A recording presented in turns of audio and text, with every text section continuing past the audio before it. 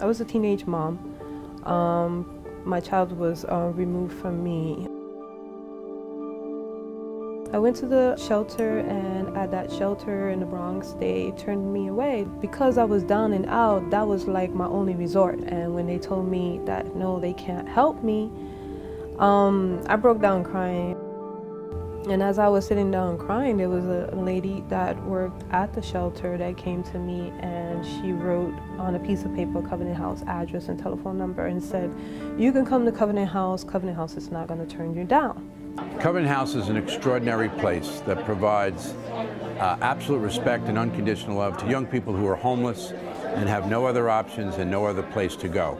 Actually losing custody of her at the time by the choices that I made, it took a toll on me. I actually was like, want to walk in front of a truck, like at that time before I came to Covenant House. That was my lowest point right there.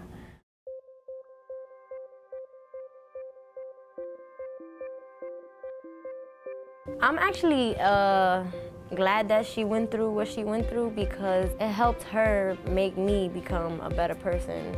Yeah, everybody looks up to her. Hopefully I could be like her one day.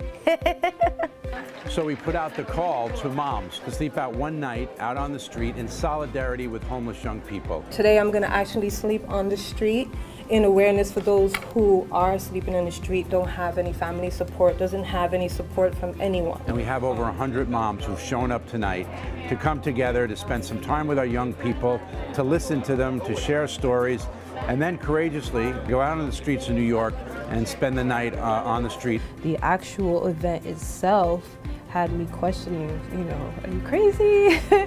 Why would you do something like that? And then as I got closer to today, I said, you know, there's so many people that actually physically slept in the street and they didn't have that choice. It was like, I need a toothbrush, I need a brush, I need to fix my hair, you know. They're not thinking about that. So it's like, I have that privilege, these people don't.